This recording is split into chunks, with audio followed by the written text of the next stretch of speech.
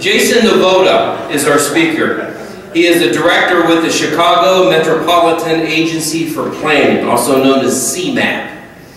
Jason is an urban and environmental planning and policy professional with 15 years of experience in public and private sectors. Jason's wide-ranging experience includes sustainable development, land use planning and policy, green urbanism, and the integration of land use, transportation, housing, economic development, the environment, and the quality of life goals. Jason received his Bachelor of Science from the University of Illinois and his Master of Science from the University of Michigan. And Jason's topic today is very, I think, pertinent to the timing of what's going on, and particularly here in the Chicago area in regards to sustainable food supplies, organic food, organic farms, and the whole local food industry. So please join me in welcoming Jason Navota to the podium. Well, good afternoon. It's quite an honor to be here today to talk to you about food. Who doesn't love it, right? I love it. But really to be here with all of you. I've known Brooke, the Conservation Foundation, others who work there, Jennifer and Dan and others in the room for many years. We've been working together on different issues and topics on the conservation front. As well as with private sector representatives like Burke Engineering, as well as not-for-profits like the Salt Creek Working Group. I didn't realize you were going to be here today, but we're about to embark on a watershed planning, two-year watershed planning process for the Lower Salt Creek in close partnership with the folks who are here and the citizens of the watershed and so on. But it really is an honor to be here today, and other partners like the Forest Preserve District and so on. Working in partnerships is really critical to making change in our world, and I think you all realize that. You're all here because you're dedicated to that goal, and as long as we continue to work together, I think we're going to make some strides and move the issue forward as it relates to all of the things that we do, whether it's stormwater conservation and so on and so forth. As I mentioned, food, right? I like food, we all like food. It's something we all quite often take for granted. You know, most of us in this room, I'm sure, have easy access to food, healthy food. It even can be delivered to our doors when we want it to be delivered to us. But not everybody in America is that lucky or that fortunate. Across the world, there are many, many people who aren't that fortunate to have access to food, healthy food, and food that is reasonably priced like we do. In fact, I just returned from Cuba. I was there legally, and they still have a rationing system there, which is really it's odd to be in a place where they have such a system because we don't, you know, we're not exposed to that at all. So I think we should count ourselves lucky. The other thing I don't think we really recognize is that our food choices have consequences, right? When we choose to buy a particular thing, it has consequences, it has impact, it has effects. Where does it come from? How is it grown? Who grows it? What kind of labor was used? What kind of machinery? What kind of fuel? Where did it come from? Did it come from California or halfway around the world? So with our food choices, we are actually impacting the food system in our world and in our region. So some of the things I want to talk about today are those things, and I'll talk a little bit about what CMAP is and what we do and what we're doing as it pertains to the local food system. If you'll excuse me, I'm gonna be looking down here. It's gonna be like a TED Talk. I don't know if you've ever seen those, but they're always looking down at the screen at their feet. But the screen here is over here for me. So just a little bit about CMAP first.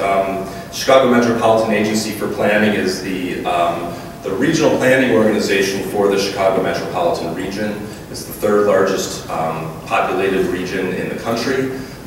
It includes 7 counties, 284 municipalities, and not only that, but over 1,200 units of local government, all of whom are making choices and decisions that are in their own best interest. So you can imagine when you have this many parties who are making local decisions for themselves, and I include counties in that as well, you can imagine that These decisions are not necessarily coordinated. Decisions that are made at the local level don't necessarily consider the impacts on the neighbor or the impacts on the overall region. That's part of the reason why CMAP exists, to help coordinate decisions, to help provide information that can inform decisions, and so on and so forth. Our mission is to plan comprehensively for economic prosperity and quality of life for the region, and to coordinate land use and transportation planning. One of the other reasons why this is so important is that we do forecasting at CMAP about population and employment and other things. When we passed our regional comprehensive plan, the first one that CMAP developed in 2010, these were the figures that we were working with. At that time, the population of our 7-county region was 8,600,000 people, and we projected that by 2040, that number would increase to 11 million people. Where are they going to live? How are they going to get around? What are they going to do for work? Are there going to be parks for them to recreate in? Is the environment going to be clean for them? These are some of the questions that we ask ourselves at the Regional Planning Agency and some of the issues that we're trying to address.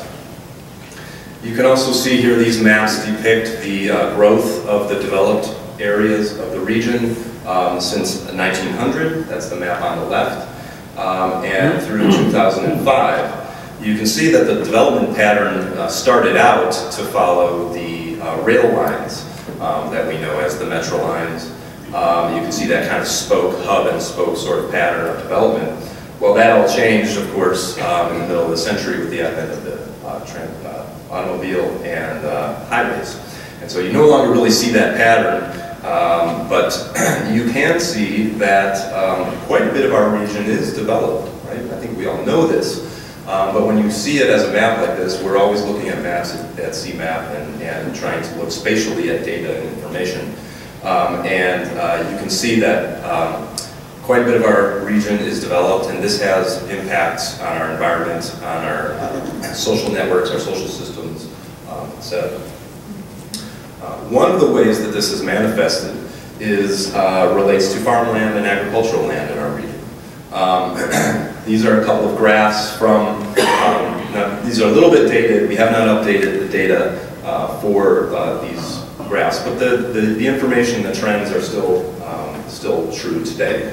On the left, we have a map that shows the amount of farmland, the acreage of farmland in the region from 1987 through 2007. And you can see it's a fairly easily identifiable trend that the amount of farmland has been in decline. On the right, however, you see the number of farms in our region. And you can see that there was a similar decline in the number of farms through the year about 2002, when the number of farms started to go up, which was kind of an interesting thing to see. At the time, we weren't exactly sure why this had happened, but what we found was that as the land in our region was developed, the agricultural land was being broken up into smaller and smaller parcels. Some of them were surrounded by development. There were pockets, basically. On the fringes, there still are quite a lot of acres of agricultural land, but in the more recently developed counties like Lake County, Kane County, there were really just pockets left of agricultural land. And so the number of farms has been going up. And the interesting point is that smaller scale food production, okay? Now when we talk about that, we're not talking about grain production, we're not talking about corn and soybeans, we're really talking about food production, food for human consumption. Smaller scale food production may be appropriate where large scale crop production is no longer viable.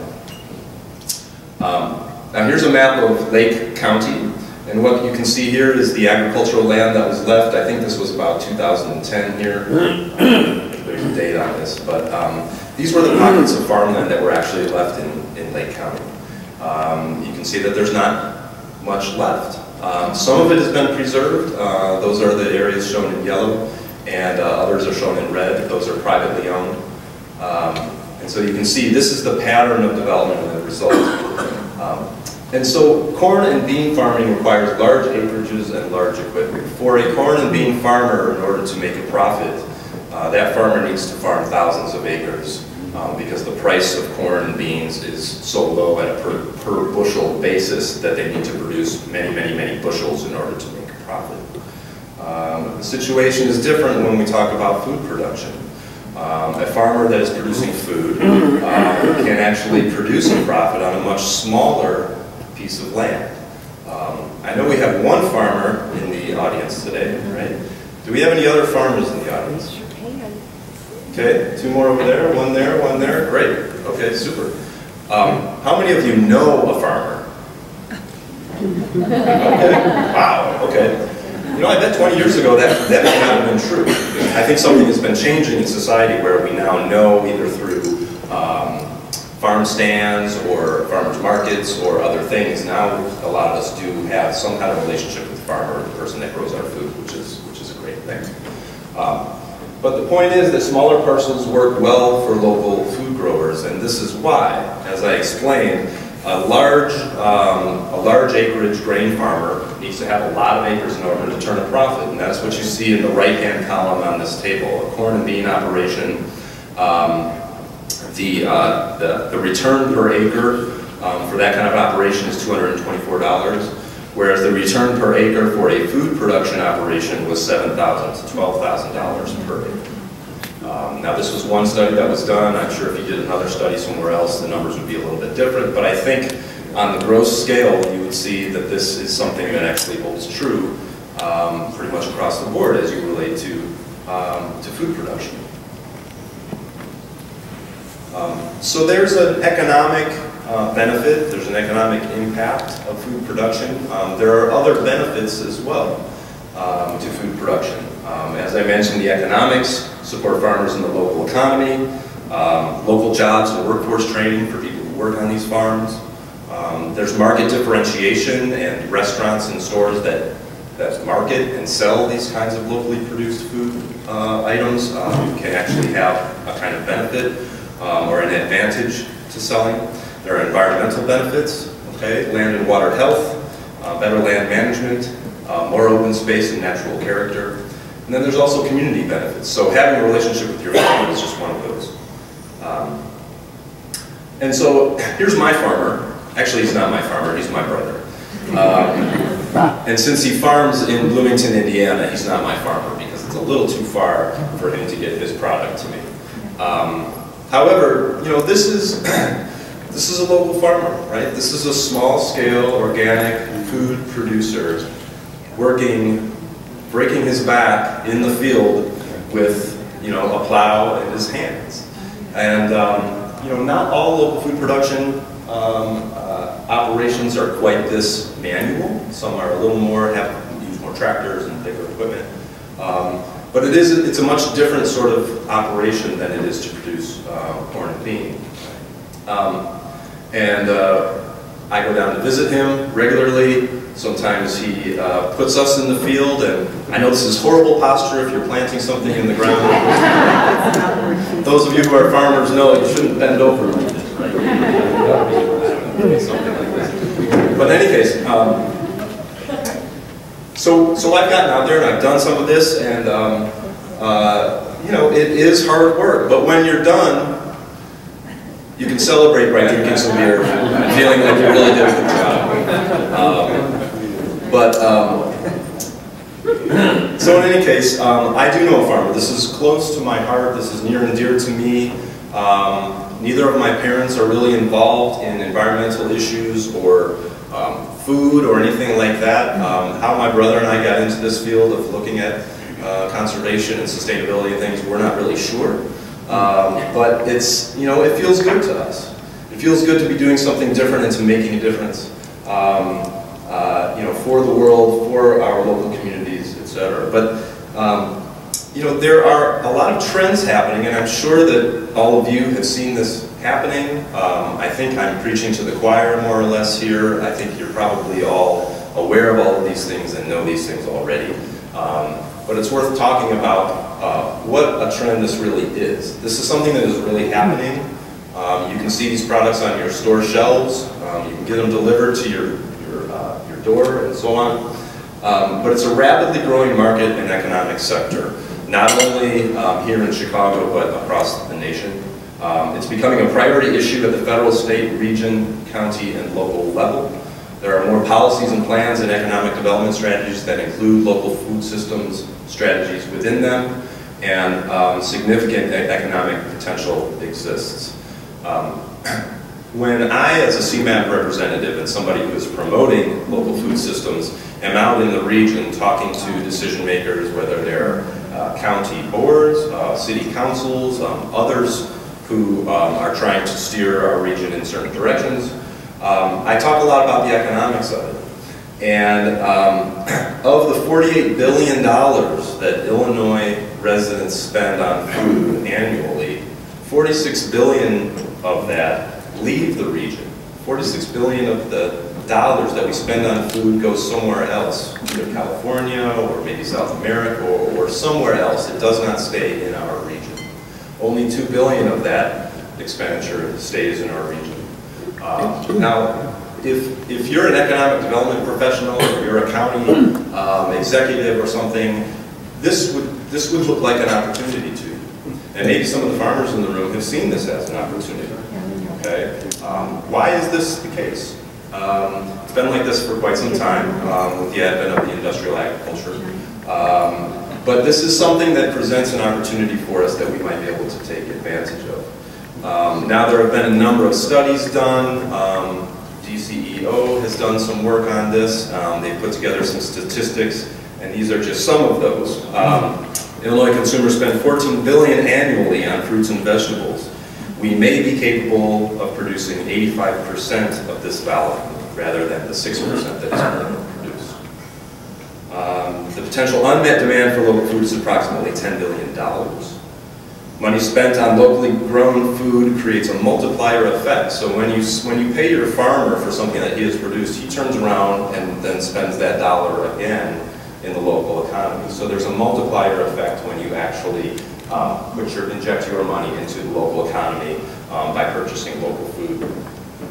If Chicago Metro residents each spent $5 per week for local food, this would inject $2.7 billion into the local farm economy. And something else that we have found is that there is no lack of demand for local food. There is a lack of supply. There is a lack of sufficient, high-quality supply within, and when I say in our region, I'm talking about Illinois. Our food shed really extends beyond that, extends into Wisconsin and Indiana and part of the way to Michigan. But when I say our region, I'm talking about the Illinois economy and the Illinois region. But again, talking about trends, the value of regional ag products sold for human consumption has been on the increase for many years. In 2007, it was $6 million.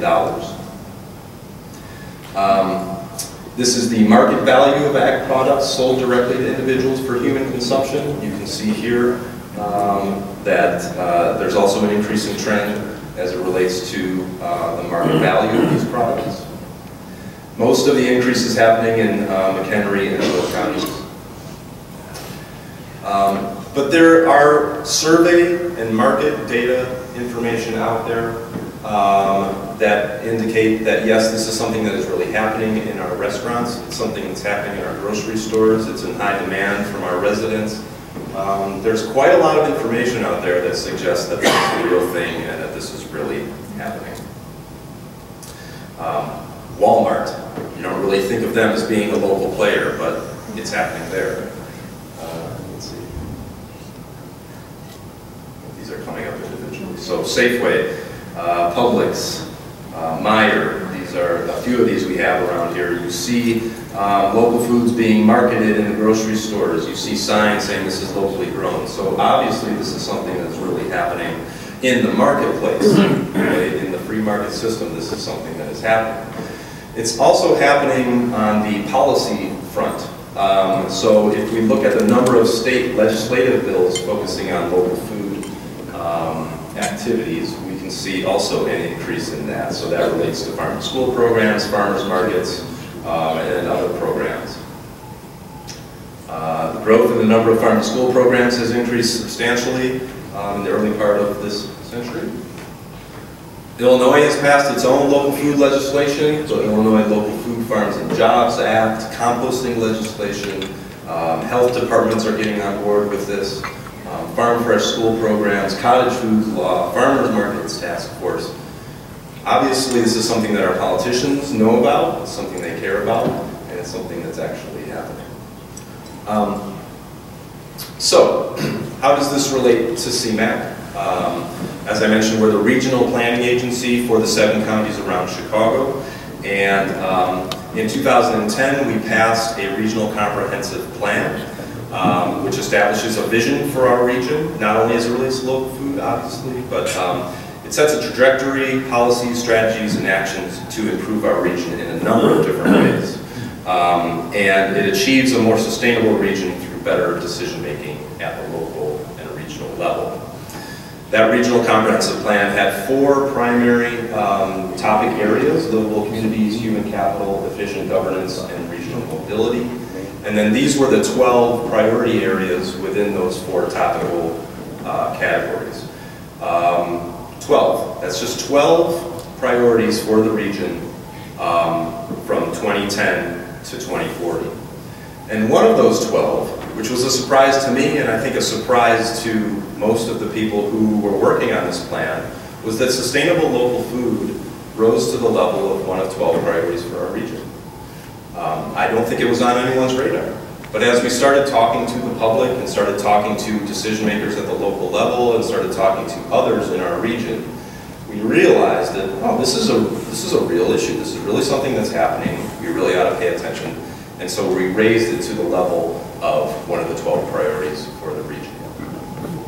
Here's a very simplified graphic of what a sustainable local food system is. It starts with production. I don't think there's a pointer here, but production, and it goes around the circle through processing, distribution, access, consumption, resource recovery, and then back to production. In our regional comprehensive plan, we really, as it relates to local food systems, we really focused on 3 different areas. One was local production and increasing the amount of food that was produced in our region for human consumption, which also included farmland protection and making sure that we preserved some of that important resource so that we could produce our own food. The second was access. It was about making sure that people in our region had access to food, healthy food, and fresh food, right? Not just processed food, but fresh food as well. And then creating awareness. And this has to do with data. There isn't a lot of data out there as it relates to food production. There's a census of agriculture that happens every 5 years that has good data, but they've only recently started collecting data on local food systems and parsing some of the information that they're collecting so that we have a better handle on what's being produced as it relates to local foods. So where does local food production happen?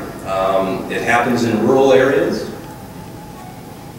It happens on the urban fringe, or what we call peri-urban areas. This is on the edge of Prairie Crossing. I'm sure most of you are familiar with this area. In fact, you've probably had the folks from Prairie Crossing speaking at your luncheons in the past. There's urban agriculture, which includes not only food grown on the ground, in exposed areas, but also in hoop houses. Also, what's happening more and more now is the production of food in warehouses and enclosed spaces. I see at Whole Foods they're selling something called Gotham Greens, which is something that's produced inside an indoor hydroponic facility. And mobile. This was parked in my neighborhood. I live in Chicago, and this was parked in my neighborhood, and I thought, what the heck is this thing? But it's pretty cool. It collects the rainwater, it runs down into a gutter, and then goes inside the greenhouse and feeds the tomatoes and whatnot. But I'd like to have this as my.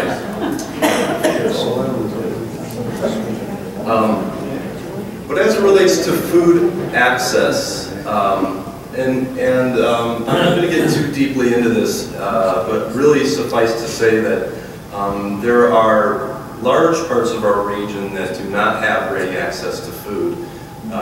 And I think we all probably take that for granted too, that You know, we all probably have a grocery store within, you know, a 5-minute drive from our homes, whether it's a small scale local grocery store or a jeweler or what have you. But there are large areas that do not even have a grocery store. And those are the areas that are shown in red here. And when I first saw this map, I was surprised because I'm from Aurora, Illinois, originally, and Aurora is on this map.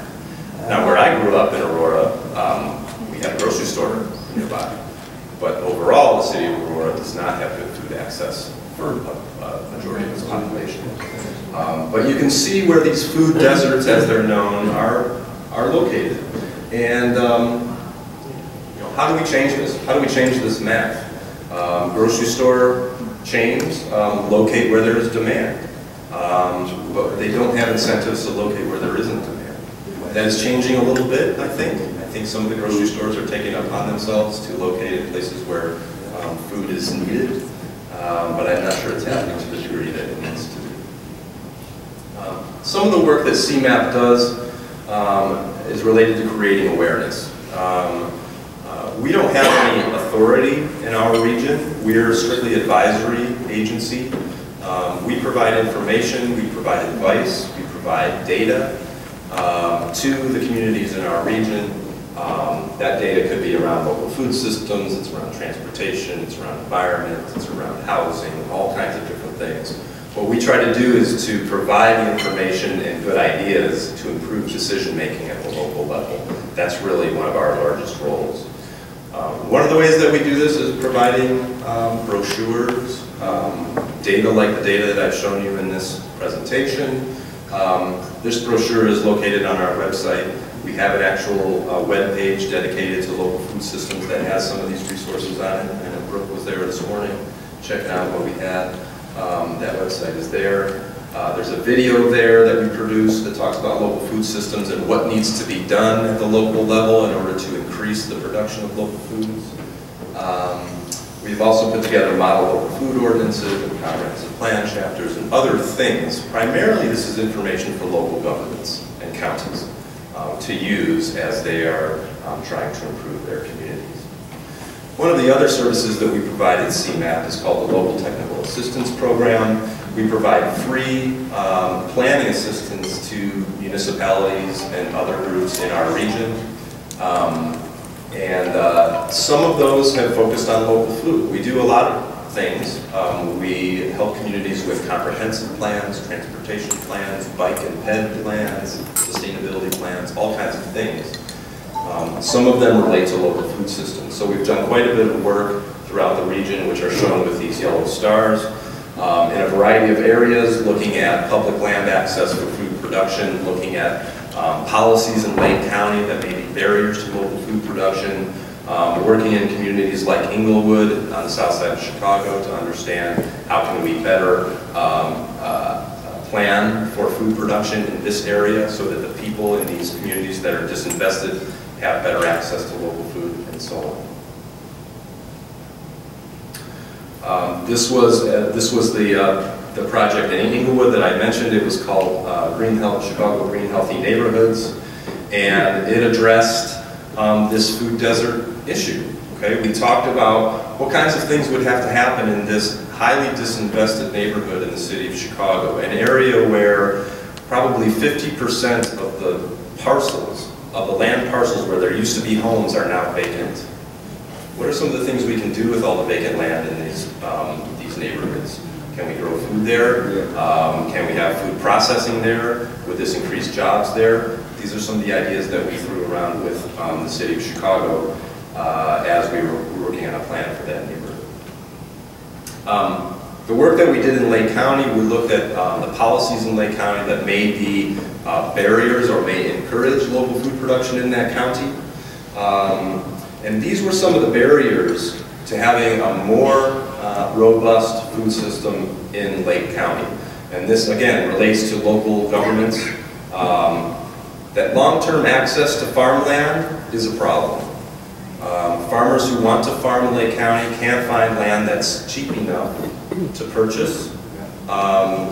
because there's so little ag land left in Lake County, it's really priced at a value for development and not at a value for food production.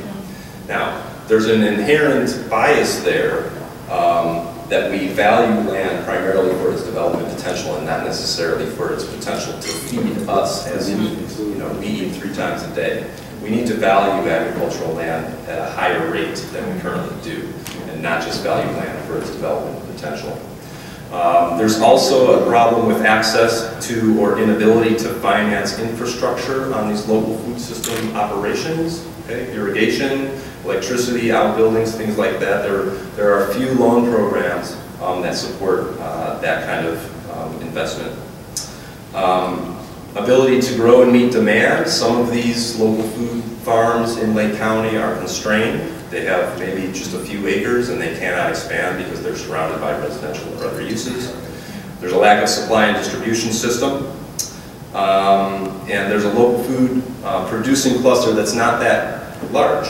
And in order to have a more robust system, it's better to have a cluster of local food producers together so that they can rely on one another and share equipment, share resources, share information, and so on. So county regulations are not perceived to be a significant barrier in Lake County, and there is general support for local sustainable practices. I'm going to wrap up here by talking about something that's underway right now, and that is that we're looking at the regional food system with a group of partners. We have a study underway right now. Our partners are CMAP, Open Lands, the Liberty Prairie Foundation, and Fresh Taste. And the 4 of us have envisioned an analysis of our regional food system to try to get an idea of what is actually being produced right now in our region and in our food shed, and what do we have the potential to produce in the future, and what would it take in order to get there? How much of that demand, remember I talked about there being $10 billion worth of demand here that is not being met. How much of that can we meet here, and how do we do that? How many acres do we need? How many farmers do we need? How much investment do we need in order to get there? So we're looking at that system. We have an economic development analysis happening, a model happening to try to get a handle on that. This addresses some of the need to understand better and understand more about our regional food system so that we know where we do need to make investments in the future. I would be remiss if I didn't also mention something else that that is underway right now. We passed our last regional comprehensive plan in 2010, and we are now getting into the process to plan for the next regional comprehensive plan that will be adopted presumably in 2018. That next plan is going to be called On to 2050, and there's a way to get involved if you're interested in regional planning issues, not just the local food issue, but other issues like environment, transportation, housing, things like that. There's a way to get involved if you go to this website, and you'll get updates about events that we're having and ways to be involved and ways to have your voice be heard. And local food will be part of the next regional comprehensive plan, and we may address it a little more robustly the next time around. So, thank you very much.